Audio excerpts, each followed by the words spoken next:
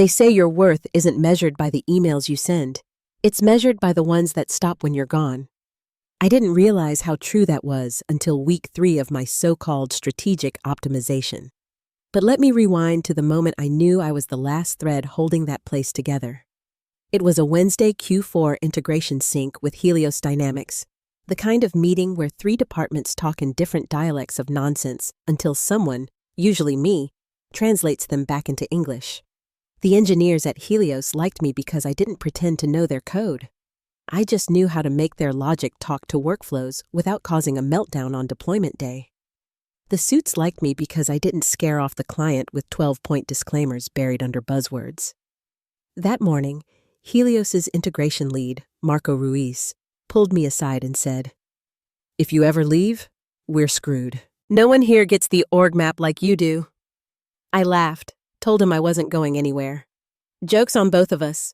I was already late because Nexus Corp's drive permissions had locked me out again. I fixed it in under 2 minutes. Like always, the company ran on duct tape and caffeine, and I was the one holding it all together. Before I go deeper, if you're listening and haven't hit that little subscribe button yet, do me a favor. It helps our whole caffeine-fueled crew keep pumping out these corporate disaster stories like espresso through a Keurig during audit week. Smash that like too. It tells the algorithm we're worth a damn. Anyway, where was I? Oh, right. The sync call. CFO no-showed again. Helios asked about the amended budget. I knew the numbers better than finance did, so I talked them through it off the cuff. My boss texted during the call. "Nice save. Can you cover the ops call Friday too?" "Sure. Add it to the list."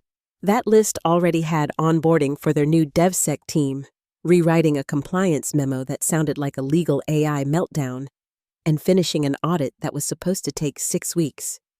We wrapped it in 3. I didn't need applause. Just my paycheck and my peace. Late Thursday, I mentioned to Evan, this self-important intern who thought advising executives was his calling, that Helios's contract had a funny clause. Clause 15-4B. I said it like a throwaway. I'm the only named liaison in the integration section. Technically, they can't replace me without breaching. He blinked, shrugged. Weird legacy stuff. Nobody reads those. Nobody but me. I helped write it. Helios had insisted on a single named resource who understood both federal procurement and system architecture. Guess who fit that unicorn box? I wasn't loud. Didn't flood Slack with hustle memes. Didn't elbow for credit. But when something broke, I was the one they called. And I answered. Nights, weekends, Thanksgiving Eve. I once talked a junior PM through a rollback while eating cold mashed potatoes at 2 a.m. in flannel pajamas. Did I resent it? No, that was loyalty. The kind you think gets seen. But the air started changing, slowly, like that metallic scent before lightning. First, meeting invites started vanishing. Then team syncs became leadership syncs, and I wasn't in the loop. My calendar looked like a blank canvas for a painter who quit halfway through. Still, I hoped it was just reorg noise. A new CEO had just landed, Trent Mallory, from some West Coast SaaS startup with a name that sounded like a vitamin brand. I figured he'd shake things up, rename some departments, then learn who actually did the work. I was wrong. His first post on LinkedIn used the word disrupt 5 times. He wore all black sneakers like he jogged between TED Talks and earnings calls. "We're trimming operational drag," he said in a town hall. Translation: purge incoming. Within 2 weeks, 3 senior managers were gone. No goodbyes, no explanations, just missing faces and reassigned projects. I wasn't naive. I knew the knife was swinging, but I didn't think it would cut me. Not yet. Not me, the woman who'd trained half the operations team. But in corporate America, value isn't about impact. It's about visibility. And I was about to learn what it feels like to vanish. It started subtle. First, my Monday planning invite vanished. I messaged my director, joking, "Hey, am I in stealth mode this quarter?" He replied, "We're tightening the circle. You'll get the recap." Then the DevSec team I'd built from scratch was transitioned under someone else. Just a Slack message from the new VP. "Appreciate your past work. Eric's taking point now." The finance review I'd led for 5 years? Reassigned. The ops sync? Cancelled. One by one, my calendar emptied like someone pulling threads out of a sweater. I asked Julia from PMO, half joking, "Did I fall into a time loop?" She sent a shrug, GIF. No words. Just digital silence pretending everything was fine. By week 3, my direct reports weren't mine anymore. 2 were matrixed under another VP. I only found out because I overheard one of them chatting in the break room saying, "Yeah, Lauren's folks are with Eric now. Clean break." I was literally stirring Splenda into burnt office coffee when she said it. HR postponed my review 3 times. Bandwidth issues, they claimed. The new comp model was still being finalized. Sure, I'd seen enough corporate theater to know what that meant. The stage was being set for my exit. Then came the access issues. First, an old audit folder. Locked. System migration, it said. Then my project files. Permissions error. Try again tomorrow. After 2 days, I called Brandon in IT, a friend from the old days. He sounded like he was reading from a hostage note. "Lauren, I can't restore access. The ticket says it's above my clearance. Above him, above me, above 11 years of history." I started printing, quietly. Anything with my name, my initials, my fingerprints, audit templates, vendor matrices, org maps, and that Helios contract. The original. The one I'd signed beside their general counsel years ago. Clause 15.4b, circled in blue ink. The non-substitution clause. They'd forgotten. Or maybe they never even knew. The new CEO sure didn't. His world was product launches and exit slides, not federal integration contracts with classified dependencies. I kept showing up, every day. Same neutral cardigan, same quiet professionalism. But inside, it felt like watching someone light a fire in your kitchen while insisting it was just steam. There's a difference between being overlooked and being erased. One Friday morning, a new VP I barely knew passed me in the hallway. He smiled, all teeth and startup energy. "Excited for where we're headed, Lauren. This is a growth era." Growth. I nodded, smiled back, and thought, "You're standing in a graveyard, pal." That afternoon, I got the calendar invite, subject line, quick sync, no agenda, just one attendee, Lexi, HR business partner. I knew before I even opened it. I'd seen this play before, too many times from the other side. The conference room was sterile, too quiet. No water bottle, no attempt at small talk. Just Lexi flipping through a folder like she was trying to find the least painful bullet to fire. "Lauren, thank you for joining," she said, voice trembling slightly. "As part of our broader strategic optimization initiative, your role has been identified as redundant." Redundant. Such a polite word for erased. She continued, "There will be no transition period. Today is your last day. Your access has already been deactivated." Of course it had. She slid an envelope toward me. "This contains your separation agreement and NDA. You'll receive 2 months of severance upon signing. 11 years. Reduced to 8 weeks and an NDA." I asked, "Anyone from leadership joining us?" She blinked, confused. This was a centralized decision. Centralized. Translation, no one wanted to look me in the eye. She asked if I had personal belongings at my desk. "A mug? A plant?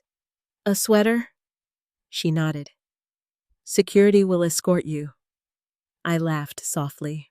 "I know where the door is." But sure enough, a bored security guard waited outside, badge clipped, ready to walk me out like a shoplifter.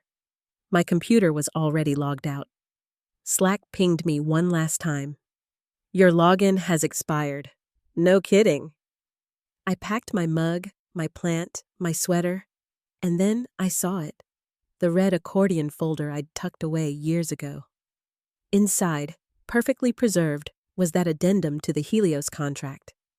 My name, my title, my clause. I slid it into my tote, not out of revenge. Just instinct. When you fall through a trapdoor, you grab anything that might break the fall. Lexi walked me to the exit like we were leaving brunch, not a termination. At the glass doors, she gave that HR smile, equal parts pity and self-preservation. "We appreciate everything you've done, Lauren. You'll land on your feet." I met her eyes and said, "I'm not worried about my feet. I'm curious who's going to explain the fire when I'm gone." She blinked, not understanding. I didn't wait for a reply. No dramatic goodbye. No final speech. Just the sound of automatic doors sliding open and my heels echoing down a hallway I'd helped design during the last office renovation. 11 years, gone like a typo. The worst part wasn't the layoff. It was the silence that followed. No Slack messages, no texts, not even a sorry to hear on LinkedIn. People I'd mentored through burnout and budget nightmares vanished like they'd been told my name was contagious. But that clause, the one circled in blue ink, remembered me just fine. The first week afterward felt like floating through fog. No rage, no tears, just a kind of numb clarity. I made coffee, stared at sunlight patching across the kitchen counter, checked my inbox out of muscle memory, even though I knew it was dead. 11 years of emails, gone with a keystroke. I didn't tell anyone, not even my sister. I needed to sit with the shape of the silence. On day 6, my phone buzzed. LinkedIn notification. Marco Ruiz has sent you a message. I stared at it for a full minute. Marco from Helios Dynamics. We'd shared countless late nights wrestling integration rollbacks, cursed at the same procurement forms, and once pulled a 70-hour week surviving an audit without losing our sanity. His message was short. "Hey, just heard. Mind grabbing coffee? Need to ask you something. No condolences, no fluff. Just direct." We met at a diner outside San Diego, neutral ground, halfway between his office and my exile.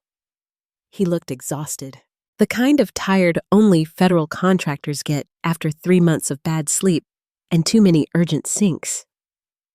He didn't start with sympathy.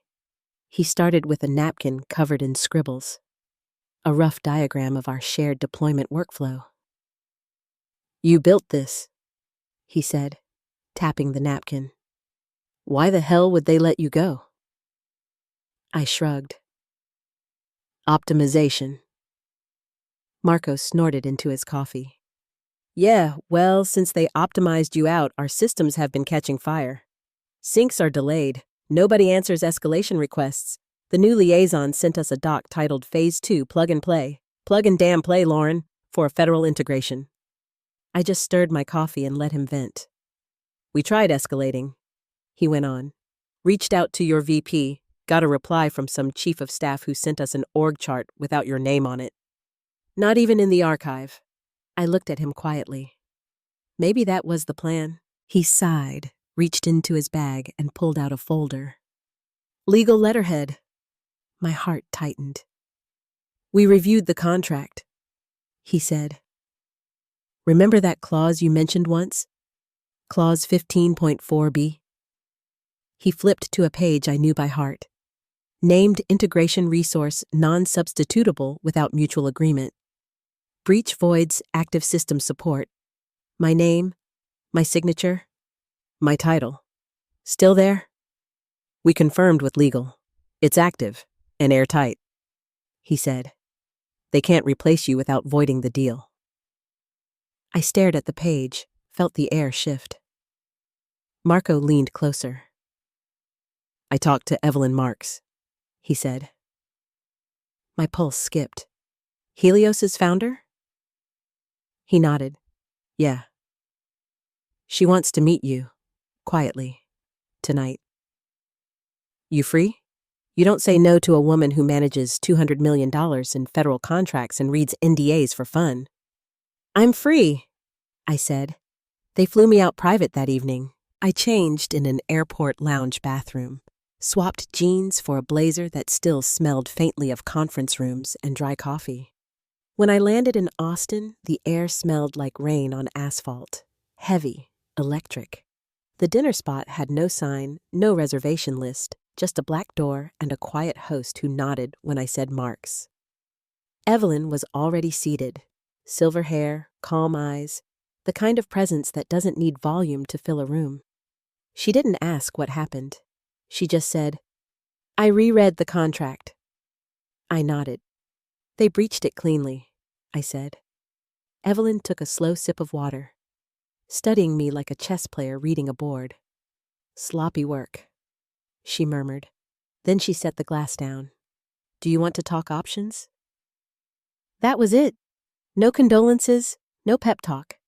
Just an open door spoken like a woman who'd written her own survival manual. Something inside me stirred. Not revenge, not pride, clarity. Yes, I said. Let's talk.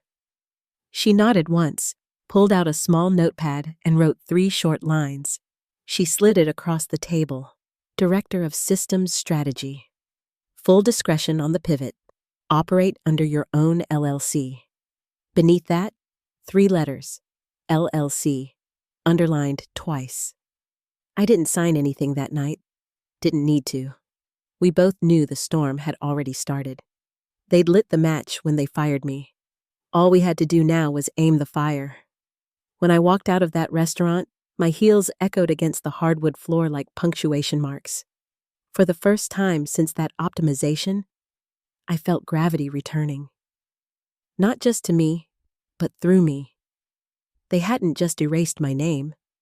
They'd forgotten who was watching. The next morning, I incorporated my company, Clark Systems Integration LLC. Just me, a laptop, and a lukewarm coffee while the state website tried to upsell me on branded pens. I named it something boring on purpose. White noise in the system. No ego, no initials, just a tax ID and a new beginning. That afternoon, Helios's legal team sent over the contract.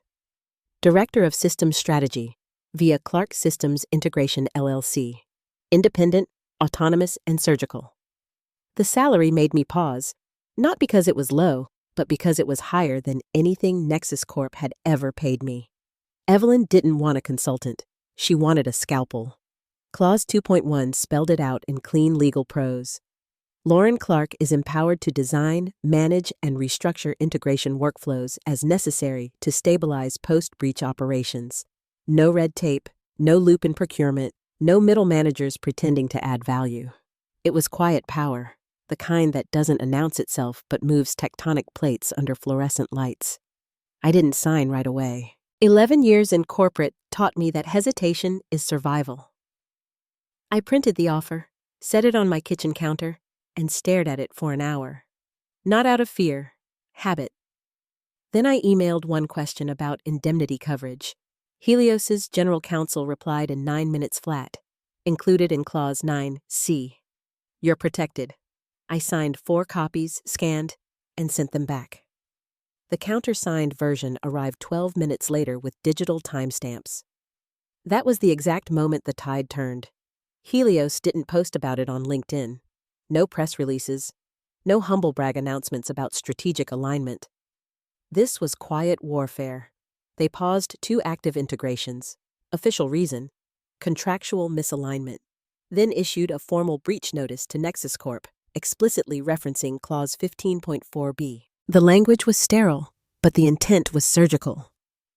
Due to termination of the named liaison identified in Clause 15.4b, Helios Dynamics exercises its right to suspend all current activities pending review. Suspension. That's what they called it. But I knew what it really was: a corporate chokehold. And Nexus Corp hadn't even realized the rope was tightening. The following Monday, I got a message from Evelyn's assistant. You'll be in the meeting. Bring the contract addendum. I asked, should I prepare slides? She replied, no need. We'll bring the iPad. Simple, clean, lethal. The digital equivalent of dropping evidence like a bomb. I didn't sleep much that night. Not from nerves, but anticipation. For once, I wasn't the one being summoned to explain. I was the question they couldn't answer. By Tuesday, the whispers had already started. Hey, does anyone know why Helios just froze all sync channels? One former coworker emailed me from her personal account. Budget thing? Or political? I didn't answer. I didn't need to. Some lessons, I'd learned, have to be discovered through panic. It began like a whisper that grew teeth. The shared Slack workspace between Nexus Corp and Helios, the same one that had buzzed with pings for years, just disappeared. No warning, no archive notice, just a gray message. This channel has been deactivated. By noon, project leads were asking around. Anyone know what happened to Helios Sync? Maybe a reorg? Maybe new compliance rules? Nobody had an answer that made sense. A junior engineer sent a nervous email to the integration alias. Hi, I was mid-thread with Helios when the workspace went dark. Should I continue deployment? Nobody replied. The company pretended it was a glitch, but the silence was heavy. By the end of the week, every shared drive with Helios was locked. The budget proposal that had been in review for 3 weeks was pulled from the tracker. Status, pending rescoping. Translation, you're cut off. Inside Nexus Corp, panic started to bloom like mold. I got messages from old colleagues through private channels. Dana, a compliance analyst I'd mentored, texted me. Hey, Lauren, not to pry, but do you know what's going on with Helios? COO says it's just churn, but it feels bad. Like really bad. I wanted to reply, tell her to polish her resume, but I didn't. The storm was already forming. No point warning people standing in open fields. By Friday, tension was radiating through their offices. The CEO, ever the optimist, decided to calm the troops with a town hall. He stood under bright studio lights, wearing his trademark black sneakers and performative calm. We're seeing normal ebb and flow with certain legacy clients, he said, pacing. Helios remains a valued partner. We're simply realigning priorities. Realigning? Sure. Like a plane realigns when both engines are gone. He smiled the whole time, teeth white, tone confident, oblivious to the fact that a 9-figure contract was bleeding out behind him. The board hadn't realized yet how bad it was, because Helios hadn't said a word. They hadn't replied to the breach notice. No emails, no calls. Just silence. And silence, in corporate ecosystems, is the loudest warning of all. Procurement noticed first. Helios's quarterly order vanished from the dashboard, someone whispered in finance. Then engineering saw that their sandbox access was revoked. One system architect logged in and found the client environment labeled inactive. No alarms, no warnings, just gone, like a ghost unplugging itself. Meanwhile, I sat in my quiet apartment, working under my new title, Director of System Strategy, Helios Dynamics. No badge, no noise, just focus. It wasn't revenge anymore. It was correction. Nexus Corp had built their empire on fragile dependencies, and I'd been the glue. Now, without me, their empire was dissolving under its own arrogance. A week later, the inevitable happened.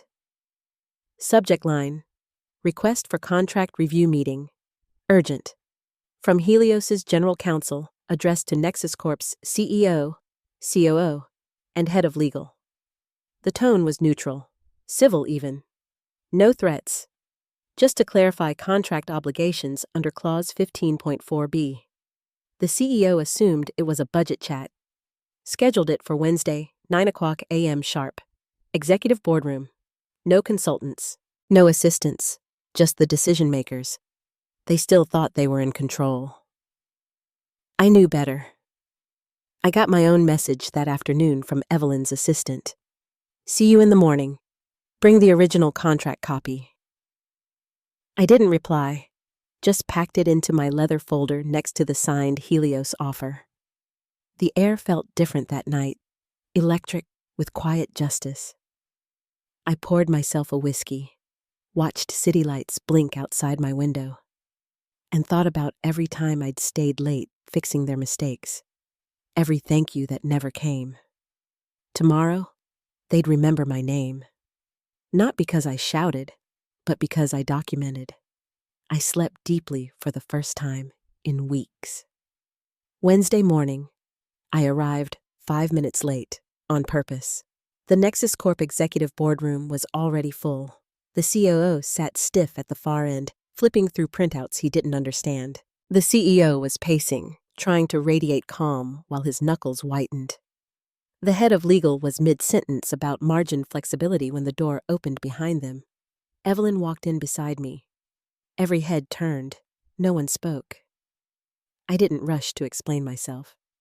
I simply placed my leather folder on the table and took the empty chair beside her, as if it had been mine all along. The silence that followed wasn't awkward. It was charged, like the air before lightning. The COO looked confused. Legal looked scared. The CEO forced a smile. "Lauren," he said, voice too high. "Didn't expect to see you here." I smiled back. Small, calm, surgical.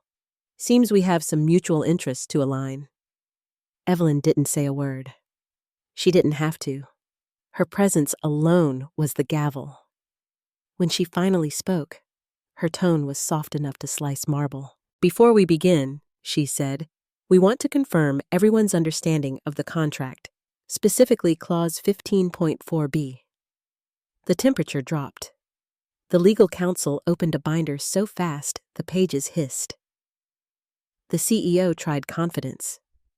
"Of course," he said. "Just a standard clarification. If there's ambiguity, we're happy to collaborate." Evelyn didn't blink. "There's no ambiguity. There's a breach." The room went still. I slid the envelope across the table. White paper, thick stock, no label. The CEO stared at it like it might detonate. "What's this?" he asked. "A reminder," I said. He didn't open it. He didn't need to. The head of legal reached for it, but froze halfway when Evelyn nodded to her attorney. Without a word, he pulled an iPad from his briefcase and placed it on the table. One tap. The Helios logo glowed on screen. Then the PDF. Offer of engagement. Lauren Clark, Director of Systems Strategy, Clark Systems Integration, LLC. Effective immediately. Time-stamped. Countersigned by Evelyn Marks. Every line item in perfect order. My name, my LLC, my authority. The CEO stared, blinking, waiting for someone to explain how this could exist. Evelyn turned slightly toward him. "Given Clause 15.4b, she said quietly. Explain this." That sentence hit harder than a shout. The CEO's jaw twitched. The legal counsel inhaled through his nose, fingers trembling as he flipped through his binder.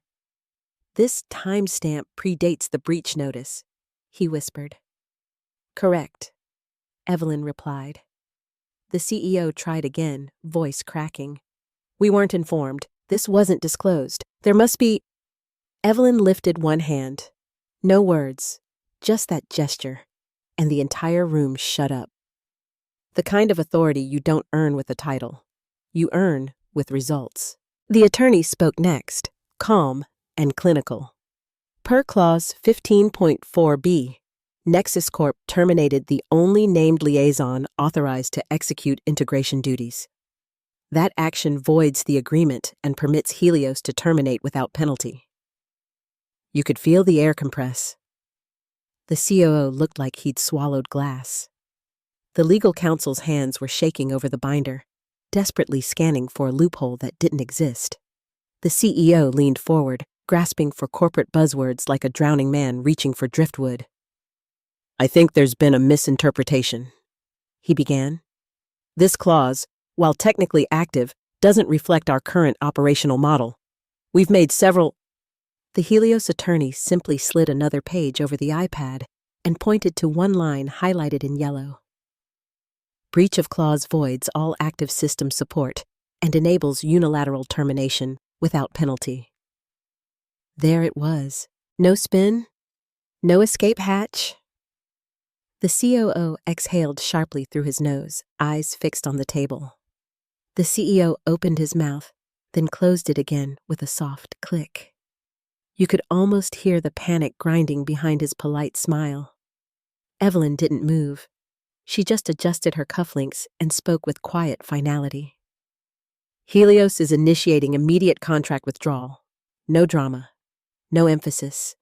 Just the corporate equivalent of a bullet. No one spoke.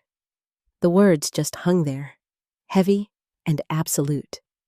The CEO's face went pale, the kind of color that drains out when your brain finally catches up to reality. The COO looked down, silently tracing the grain of the conference table with his eyes like he could tunnel out of that room through sheer willpower. Nexus Corp's legal counsel flipped through her binder again, desperate to find a version of the contract that could undo what was on the iPad. There wasn't one. Evelyn stood, smooth and composed, gathering her papers as if this had been a routine Tuesday check-in. "We'll be coordinating directly with Ms. Clark moving forward," she said. That was it. No goodbyes, no explanation, no negotiation. She turned to me once, one single nod of acknowledgement. Not gratitude, not triumph, just understanding. Then she and her team walked out, leaving the scent of calm destruction behind. I stayed seated for a moment longer. The CEO looked at me. Finally, really looked at me. Not like a line item or a replaceable cog, but like a man staring at the collapse of something he didn't build and couldn't stop. I didn't smile, didn't gloat, just reached forward, tapped the iPad's power button, and slipped it into my bag. Then I stood, adjusted my sleeve, and walked out. No one stopped me. No one could. They'd already made the fatal move weeks ago when they mistook silence for weakness. The echo of my heels on the tile sounded like punctuation at the end of a decade-long sentence. That was 3 months ago. Today, I sit in a bright office. Mine. Real sunlight, real plants, no badge scanner buzzing at the door. 3 new clients, 2 federal, 1 private, each signed under Clark Systems Integration LLC. Helios didn't skip a beat. They pivoted smoothly, no public drama, no PR spin. Their workflows are stronger than ever. And me? I charge by the hour now. Every minute I once gave away for free is measured, billed, and worth it. Funny how being disposable made me priceless. As for Nexus Corp, the fallout was textbook. The breach triggered a clause cascade. Procurement froze funding. Federal auditors flagged compliance gaps, and within 8 weeks, the company's valuation dropped by half. By quarter's end, they were in the middle of a fire sale acquisition. The CEO stepped down to pursue new opportunities. The COO resigned a week later. HR got folded into the buyer's structure. No one talks about Clause 15.4b anymore. They whisper it, like a ghost story told at corporate happy hours that don't exist anymore. Remember that clause that tanked the Helios contract? Yeah, the one with the name on it? That name is mine. I never raised my voice, never sent an angry email. Didn't need to. When you've documented everything, your silence becomes the loudest sound in the room. Revenge wasn't the goal. It was just the echo of balance returning. People like them always forget that the indispensable ones don't need to scream to be remembered. We just have to leave, and when we do, the systems we built remember us far louder than any farewell speech ever could. Optimization, they called it. Strategic, efficient, inevitable. Sure, they optimized me right out of their company and straight into ownership of my future. Now, when I log in each morning, there's no red notification, no urgent from someone trying to fix their own mess. Just clean dashboards, signed contracts, and quiet proof that the work still runs because I rebuilt it. Every line, every clause, every boundary. My name isn't buried in a spreadsheet anymore. It's on the header. So, yeah, I guess Nexus Corp got exactly what they optimized for. And me? I got everything they didn't see coming.